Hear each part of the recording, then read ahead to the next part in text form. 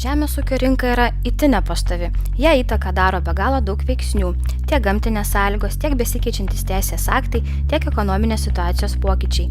Ūkininkas, norėdamas išsilaikyti rinkoje ir nepatirti nuostolių, privalo nuolat ieškoti kompleksinių sprendimų, kurie padėtų ūkį išlaikyti ekonomiškai gyvybingų. Viena iš galimybių – ūkyje taikyti tinkamą gamybos technologiją, kuri padėtų sumažinti produkcijos gamybos savikainą.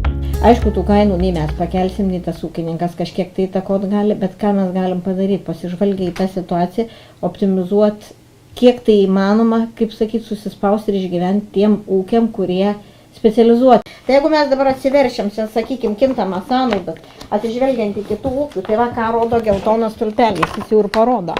Kokias tu turi kintamą sąnaudą, kurios mane labai džiugina.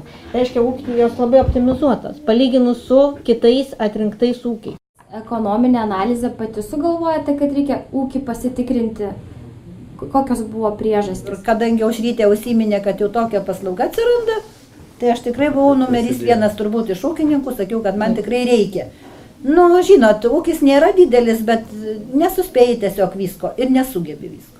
Bet jūs jaučiat kažkokią tai naudą, pavyzdžiui, matot kažkokias tai silpnasias ūkio vietas? Taip, tikrai bandom daryti ir tikrai, kas rodo 12-13 metų analizės, iš tikrųjų išvados buvo šiokios tokios tikrai padarytos. Išmilžiai labai dideli, sakykime, beveik 9000, tai jau kažkur, jeigu dabar didinta išmilžiai, reikėtų sąnaudos didinti iš karto toj pašarai ir priedai viskas ir jai šiuo momentu esančiom sąlygom nelabai apsimoka tokie dalykai. Pati yra specialistė, turi daug gyvulininkystės žinių, bet, sakykime, ko šiandien gelbėjo kolega gyvulininkystės konsultantas Jonas, tai turbūt, Gražina pat ir pasakė, tai pačiom naujausiom, sakykime, žiniom, kas ateina į gyvulininkystės sektorių, kurioj vietoj jinai gali, sakykime, jau pažvelgus į pačią finansinių rodiklių analizę, mes jau matom, kad ūkio sąnaudos yra tikrai kiek įmanoma optimalios, kad jinai gamina tą produkciją ir gana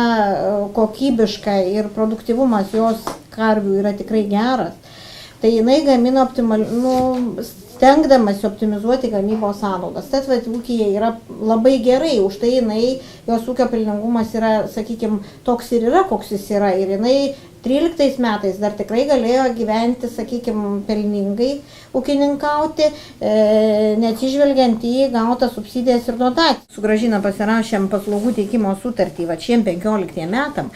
Ir ką norėčiau akcentuoti, kad tai ir rodo, sakykime, kad Gražina tikrai žino apie biuro teikiamas paslaugas, jų reikalingumą supranta ir viena, kaip jau jinai ir paminėjo, iš pagrindinių paslaugų naudojasi tai ūkio apskaitos tvarkymas. O kadangi sėdi šalia kolega gyvulininkystės konsultantas Jonas, tai irgi apšnekėjom, ką Jonas darys šiais metais jos ūkiui. Tai viena iš paslaugų turbūt irgi, kadangi yra gyvuliai ūkyje, pienininkystės ūkis, tai automatiškai dirba su programa EGBA gyvulininkystė ir atlieka judėjimą, sudaro kiekvieną mėnesį judėjimą jos gyvulių programą ir teikia apskaitos konsultantai, kad būtų tvarkingai apskaitoje atvaizduojama gyvulininkystė. Ir aišku, aptaria, konsultuoja, kaip sakoma, kas yra naujovės gyvulininkystės srity. Irgi aptariam, kad bus atliekama toliau finansinių rodiklių analizė. Aptariam, reiškia, likusias neužbaigtus projektus, kad reikės teikti, kadangi ūkininkė naudojosi investicijom.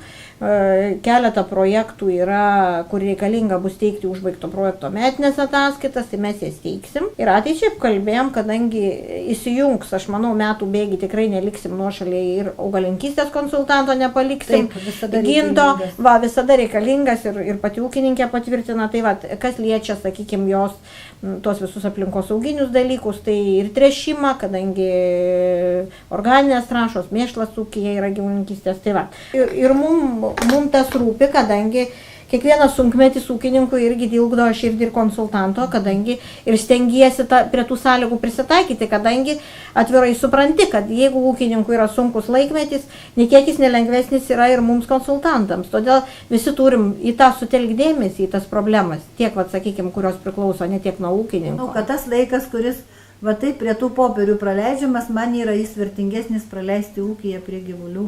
Labai teisingai. Visgi manau, aš manau, Teisybė. daugiau būčiau naudingesnė. Teisybė. Dirbdama, teisybė. tiesiog prisidėdama prie visų dirbančiųjų, bet nesėdėdama prie to popierio, nes yra toks posakis, kiekvienas dirbkim savo darbą. Tai vat iš